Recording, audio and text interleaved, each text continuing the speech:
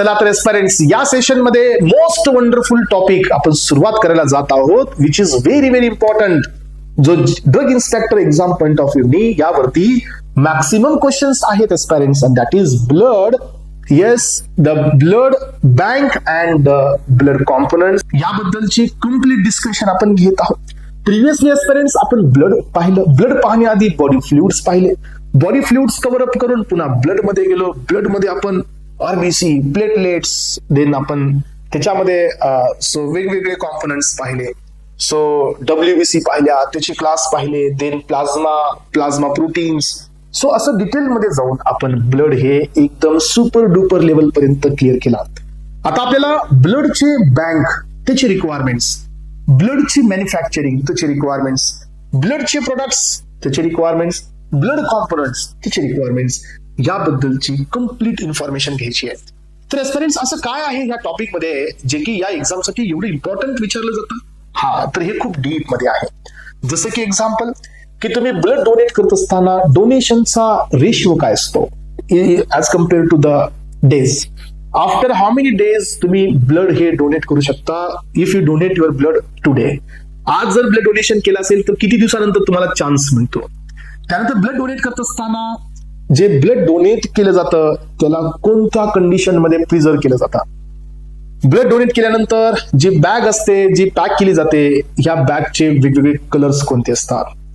So blood donate करत असताना, blood separation करत असताना आफ्टर द डोनेशन, सो तिथं रिक्वायर्ड स्टाफ कोणते असतात. त्यानंतर तिथं किती स्पेस असायला पाहिजे, एरिया किती असायला पाहिजे, ब्लड बँक मध्ये किती रूम्स असायला पाहिजे, कोणत्या रूमला एअर कंडिशनर सिस्टम असायलाच पाहिजे. हा आहे की नाही सगळं हे चॅलेंजिंग. जर एखाद्याला टायफॉइड होत असेल तर टायफॉइड क्युअर झाल्यानंतर आफ्टर हाऊ मेनी डेज तो ब्लड डोनेट करू शकतो. हा, तर एस्पिरंट्स, हे सगळं चॅलेंजिंग आहे आणि हे सगळंच्या सगळं आपल्याला येणाऱ्या आजच्या लेक्चर पासून येणाऱ्या 3 to 5 लेक्चर्स मध्ये हे सर्व पोर्शन कव्हर करायचंय. तर ही सिरीज कंप्लीट करायला विसरू नका. चला तर aspirants, as per the drug and cosmetic act, the requirement and the guidelines for the blood bank and the blood manufacturing given in schedule F. Then now we are considering the schedule F for the orientation. पण याच्यामध्ये खूप detail मध्ये जायचं आपल्याला. बघा, तर सुरुवात करतोय एस्पिरंट्स या टॉपिकची. नवीन टॉपिक आहे blood bank and the blood manufacturing. So blood composition, then blood products, so याच्याबद्दलचे सगळे पॉइंट्स. चला तर schedule F, requirement for the functioning and the operation of the blood bank और the preparation of the blood components given in the schedule F. मग आता aspirants, पहिला beat आपण open करतोय, that is blood bank and the blood components. मग या blood bank आणि blood component मध्ये पहिलाच बीट इथं आहे, and that is general consideration. Yes, so general consideration म्हणजे काय एस्पिरंट्स, की ब्लड बँक मध्ये सो कोणत्या गोष्टी जनरली तुम्हाला कन्सिडर करायलाच पाहिजे. मग यामधील पहिला बीट आहे एस्पिरंट, तो आहे लोकेशन अँड द सराउंडिंग्स. लक्षात घ्या, लोकेशन कुठे असायला पाहिजे ब्लड बँकचा. ब्लड बँक ही कुठं लोकेटेड असायला पाहिजे, आणि यासोबतच ब्लड बँकच्या सराउंडिंग मध्ये कोणतं कंडिशन ऍक्सेप्टेड आहेत. सराउंडिंग कसं असायला पाहिजे, not only your location aspirants, blood बँकचं सराउंडिंग पण खूप जास्त मॅन्डेटरी असतं. बिकॉज इन्सेक्ट्स असतील, सो काही पेट्स असतील, तर जर यांच्यामुळे जर ब्लड बँकचा जो क्रायटेरिया आहे किंवा जी हायजेनिक कंडिशन आहे जर ही इम्बॅलन्स होत असेल तर याचा इम्पॅक्ट आपण त्याच्यावरती पडतो, जो की आपण डायरेक्ट आपल्या ब्लड मध्ये देणार आहोत. तर ब्लड साठी एवढे प्रिकॉशन्स का घेतं गव्हर्नमेंट? कारण एस्पिरंट्स, जर चुकून आपल्या बॉडीमध्ये HIV पॉझिटिव्ह ब्लड चुकून आपल्या बॉडीमध्ये एखाद्या असणाऱ्या इन्फेक्टेड पर्सनचं ब्लड जर ट्रान्सफर करण्यात आलं एस्पिरंट्स, तर याच्यामुळे आपल्या बॉडीला सिव्हिअर डॅमेज होऊ शकतो.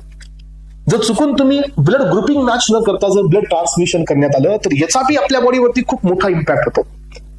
याचा अर्थ की हे एवढं सिरियस आहे, म्हणून या टॉपिकला एक्झाम मध्ये पण तेवढं सिरियस वेटेज देण्यात आलेलं आहे. आलं लक्षात? तुम्हाला असं वाटत असेल की why the government so has given the much more weightage for the blood component, blood bank and the blood manufacturing, because every drug inspector should have a proper knowledge about the blood. म्हणून हा syllabus मध्ये जास्त आहे. तर मग पहिल्यांदा आपल्याला पाहायचं की लोकेशन, ब्लड बँक ही कुठं लोकेटेड असायला पाहिजे. ब्लड बँक ही लोकेटेड असायला पाहिजे parents near, yes, located at the place which shall be away from the open sewage. तर हे अशा जागी असायला पाहिजे जिथं ओपन सेवेज नाही आहे, याचा अर्थ ओपन काही कुडा कचरा नाही आहे, त्याच्यापेक्षा थोडीशी दूर असायला पाहिजे, किंवा त्यांच्या जवळ नसायला पाहिजे, ड्रेनेज वगैरे नसायला पाहिजे, द पब्लिक लॅबोरेटरी नसायला पाहिजे, और सिमिलर अनहायजिनिक सराउंडिंग बी नसायला पाहिजे. अशा ठिकाणी सो ब्लड बँक ही लोकेटेड असायला पाहिजे. त्याचं सराउंडिंग इम्पॉर्टंट आहे. याने असं सांगितलं का blood bank he centre of city असायला पाहिजे? नाही, असं काही याची डिमांड नाही आहे. सो ब्लड बँक तुम्ही कुठेही असू द्या, पण सराउंडिंग हे खूप जास्त मॅटर करतं. यानंतर पहा पेरेंट्स बिल्डिंग्स. तर हे पहा, सो जे बिल्डिंगचं जे कन्स्ट्रक्शन आहे ब्लड बँकच्या, सो हे कन्स्ट्रक्शन हे अशा मॅनरने असायला पाहिजे जे तुमचं परमिट करेल operations of the blood bank and preparation of the blood components under the hygienic conditions. So जी ब्लड बँक तुमची जी इन्फ्रास्ट्रक्चर आहे, ब्लड बँकची जी बिल्डिंगचं कन्स्ट्रक्शन आहे, हे अशा प्रकारे डिझाईन करायला पाहिजे ज्या वेनी so easy to handle the blood products, easy to manufacture the blood products. म्हणजे काय की ब्लड प्रोडक्ट्स बनवत असताना कोणत्याही प्रकारचा इन्फ्रास्ट्रक्चरचा इंटरफरन्स नाही आला पाहिजे. सो इन्फ्रास्ट्रक्चर हे अशा मॅनरने असायला पाहिजे की ऑपरेशन हे व्यवस्थित परमिट झाले पाहिजे, म्हणजे इझिली हे परफॉर्म झाले पाहिजेत. सो ज्याच्यासाठी आपण ब्लड बँक बनवलाय, प्रिपरेशन झालं पाहिजे ब्लड कॉम्पोनंटचं, कुठल्याही प्रकारची हायजीन ही या ठिकाणी मिसमॅच नाही झाली पाहिजे. अशा प्रकारची कंडिशन ही बिल्डिंग कन्स्ट्रक्शनची पाहिजे. And shall avoid the entry of insects. तर कन्स्ट्रक्शन अशा पद्धतीने करा की कुठल्याही प्रकारची ब्लड बँक मध्ये इन्सेक्ट्स असतील, रोडंट्स असतील आणि फ्लायज असतील, हे मध्ये एंटर नाही केले पाहिजे. कारण याच्यामुळे काय चान्सेस असतील, क्रॉस कंटामिनेशनचे चान्सेस असतील पेरेंट्स. आणि एकदा जर ब्लड हे क्रॉस कंटामिनेट झालं तर यानंतर हे ब्लड डोनेट करता येणार नाही. ठीक आहे, चला. So it shall be the well lighted ventilated. Very very important की त्याला प्रॉपर लाइटिंग असायला पाहिजे, व्हेंटिलेटेड असायला पाहिजे पेरेंट्स. व्हेंटिलेशन याचा अर्थ काय की जे एअर फ्लो आहे तो मेंटेन असायला पाहिजे, जास्त ह्युमिड बी नाही, जास्त ड्राय कंडिशनही नाही. जो पॅसेज एरिया आहे तो वेल व्हेंटिलेटेड असायला पाहिजे. कारण का जे ब्लडचे डोनर्स असतील, जे इथं व्हिजिट करतील पेरेंट्स, यांना जर व्हेंटिलेशन प्रॉपरली मेंटेन करण्यात नाही आलं तर आफ्टर द ब्लड डोनेशन त्यांच्या बॉडीमध्ये सो त्यांना अॅनिमिक कंडिशन येऊ शकते जर इथं व्हेंटिलेशन नसेल तर. म्हणजे ऑक्सिजन कॅरिंग कॅपॅसिटी कमी होऊ शकते आणि त्यामुळे हायपोक्सिया पण होऊ शकतो. त्यानंतर पहा, जिथं जिथं विंडोज आहेत पेरेंट्स, त्या विंडोजला स्क्रीन असायला पाहिजे. सो मेश असायला पाहिजे, ज्यांना आपण म्हणतो की जे हाऊसफ्लाय, इन्सेक्ट, रोडंट्स वगैरे असतील यांना मध्ये एंट्री नाही देणार. The wall and the floors of the room shall be smooth. हा, हे स्मूथ का असायला पाहिजे सांगा, कारण जर हे स्मूथ असतील तरच हे प्रॉपरली वॉश होतील आणि प्रॉपरली क्लीन करता येतील.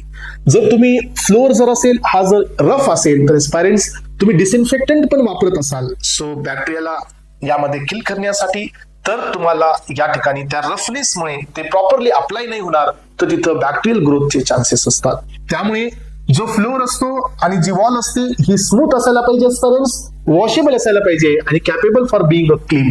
So capable being kept clean, म्हणजे ही आपण सो क्लीन करू शकायला पाहिजे.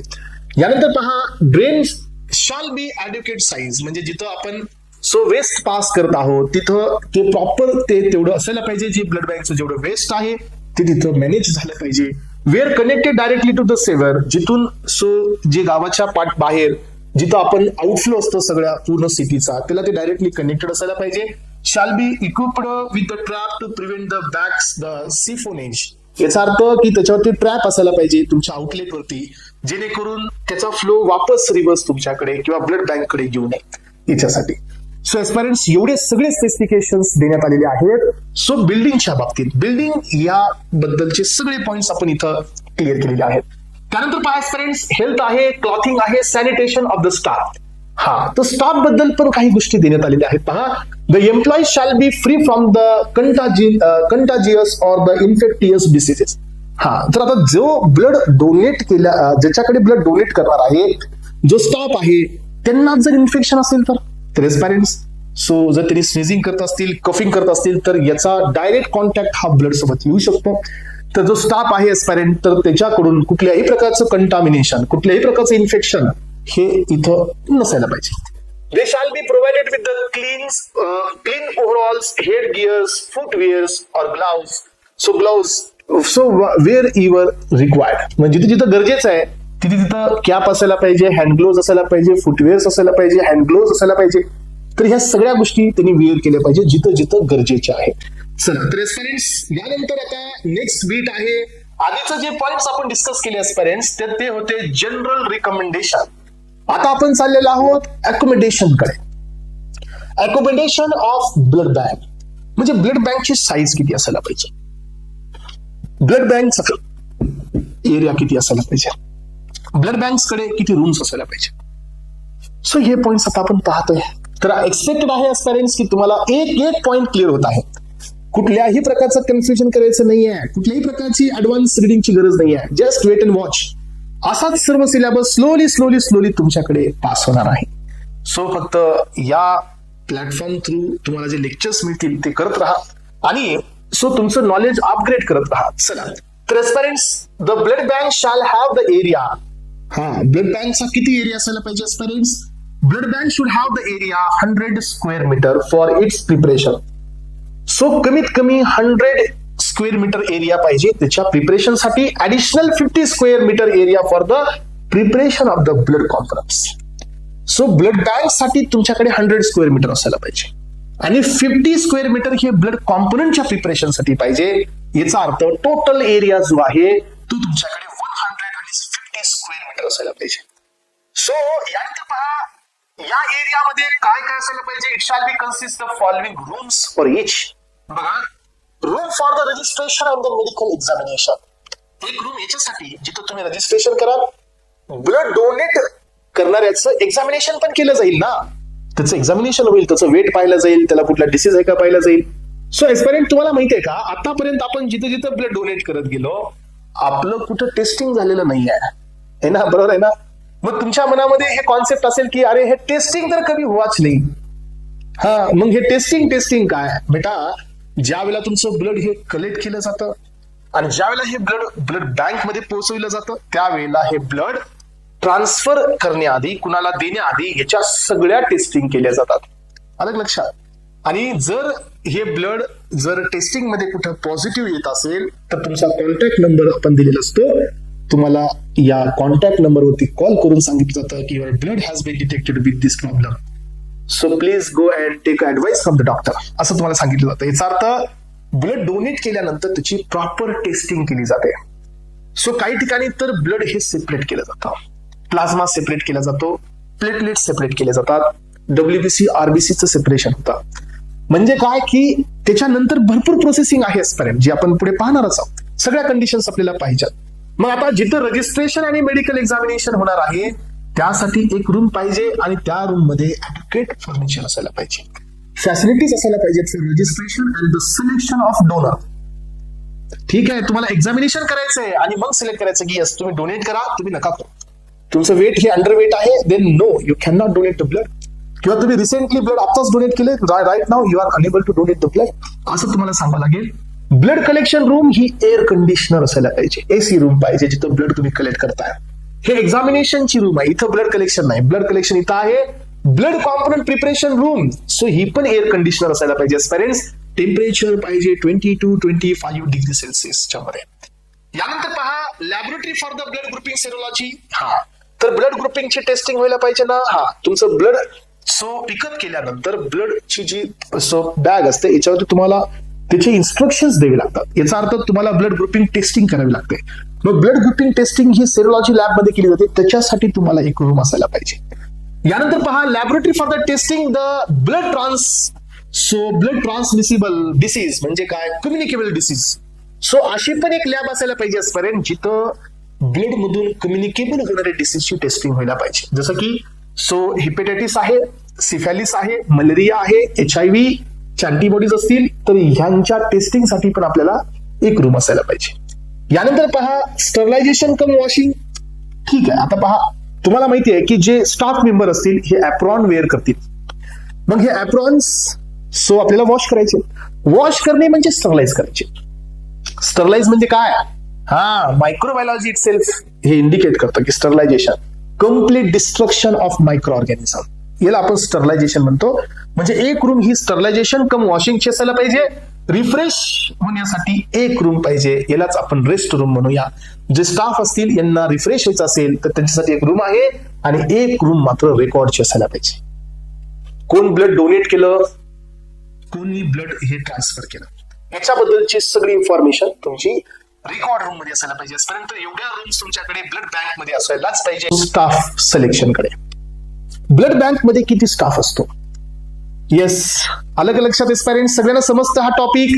हा, तर मला असं वाटतं की आता डीएनसी ऍक्ट सारखा जर तुमचा टॉपिक क्लिअरली तुम्हाला समजला असेल तर हे टॉपिक तर तुम्हाला समजायलाच पाहिजे. म्हणजे याच्यामध्ये असं काही जास्त चॅलेंजिंग नाही आहे. हे पहा, मग आता आपण पाहतोय काय एस्पायरंट्स की स्टाफ, की every blood bank should have the following categories of whole time competent technical. म्हणजे काय की या प्रकारचे तुमच्याकडे स्टाफ असणं गरजेचं आहे, मॅन्डेटरी आहे. सो यामध्ये पहा एस्पायरंट्स, पहिला आहे स्टाफ मेडिकल ऑफिसर. हा, तर हा मेन असतो medical officer, the possessing the qualification specified in the condition 1 and the rule under 122G. हे पुढे येणार आहे तुम्हाला, राईट? तर या रूलच्या अंडरमध्ये ज्यांच्याकडे क्वालिफिकेशन आहे तर तो मेडिकल ऑफिसर आहे, जो इथला मेन पर्सन असतो. यानंतर पहा ब्लड बँक टेक्निशियन. सो हा एक टेक्निशियन आहे आपल्याकडे. So degree in medical laboratory technology, that is DMLT असतो पहा. Yes, so degree in medical laboratory technology, that is एक BA बॅचलर असते आणि एक असते मास्टर. तर ही डिग्री आहे, sorry not bachelor not master, ही डिग्रीच आहे, कारण ही degree in medical laboratory technology आहे, MLT. सो हे MLT असायला पाहिजे ह्या टेक्निशियनकडे, आणि 6 मंथचा एक्सपिरियन्स पाहिजे ब्लड टेस्टिंगचा, किंवा हा डिप्लोमा इन मेडिकल टेक्नॉलॉजी पाहिजे MLT, अँड 1 year एक्सपिरियन्स पाहिजे ब्लड टेस्टिंगचा. सो और इट्स कॉम्पोनेंटचा डिग्री और डिप्लोमा याच्याकडे असायला पाहिजे. येस, सो एक बेसिक डिग्री असायला पाहिजे बरं का, म्हणजे एक जनरल डिग्री असायला पाहिजे. BSc सारखी डिग्री करा, देन तुम्ही डिप्लोमा करा. BSc सारखी डिग्री करा रिकॉग्नाइज्ड युनिव्हर्सिटी मधून, देन तुम्ही डिप्लोमा करा आणि 1 yearचा एक्सपिरियन्स घ्या. तर हे असतो ब्लड बँकचा टेक्निशियन. यानंतर पाहायचं पेरेंट्स, एक नर्स असते, रजिस्टर नर्स. तर ही पण या स्टाफ मधली एक मेंबर असते. टेक्निकल सुपरवायझर आहे, ज्याच्याकडे MLT आहे आणि 6 मंथचा एक्सपिरियन्स आहे ब्लड टेस्टिंग आणि ब्लड कॉम्पोनेंट साठी. पुन्हा एकदा काय आहे तर diploma in MLT plus 1 year experience plus degree. हा, डिग्री तुम्हाला इथं कन्फ्युज होत असेल एस्पायरंट, तुम्ही कधी DMLT किंवा सो DMLT हा डिप्लोमा आहे, सो डिग्री म्हणजे MLT. तर काही ठिकाणी डिग्री करून, डिग्री म्हणजे कोणती प्लेन डिग्री करून पुन्हा वापस डिप्लोमा केला तो 1 year एक्सपिरियन्स, म्हणजे BSc MLT किंवा BSc DMLT असं म्हणतात, नॉट MLT हा डिग्री आहे सेपरेट. ज्यानं MLT केले त्याला दुसरी डिग्री करायची गरज नाही, पण ज्यानं नुसतं डिग्री केली आहे तो DMLT करतो, म्हणजे डिप्लोमा करतो इन MLT. याचा अर्थ कळतो तुम्हाला? हे पहा, सो डिग्री तुम्ही डायरेक्टली केली तर तुम्हाला सेकंड डिग्री करायची गरज नाही. डिग्री करा, 6 मंथचा एक्सपिरियन्स घ्या आणि तुम्ही इथं काम करा. सेकंड थिंग काय की तुम्ही DMLT केले म्हणजे डिप्लोमा केलाय, डिग्री नाही, डिप्लोमा केलेला आहे आजपर्यंत. तुम्हाला डिप्लोमावरती डायरेक्ट टेस्टिंग नाही, डिप्लोमा करा, 1 yearचा एक्सपिरियन्स घ्या, त्याच्या आधी बेसिक कुठली तरी डिग्री क्वालिफिकेशन पाहिजे, दॅट इज BSc और एनिथिंग एल्स. मग तुम्ही डिग्री प्लस डिप्लोमा आणि 1 year एक्सपिरियन्स असेल तर तुम्ही इथं सो टेक्निशियन सुपरवायझरचं काम करू शकता एस्पायरंट्स.